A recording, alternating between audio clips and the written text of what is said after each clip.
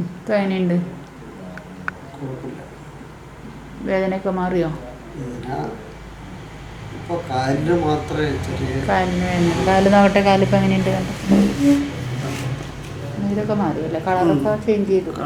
Colour കൊണ്ട് കാലിൻ്റെ colour നോക്കിയിട്ട് മാറ്റി വയ്ക്കും. അടുത്ത കളറൊക്കെ നല്ല വ്യത്യാസം വന്നു.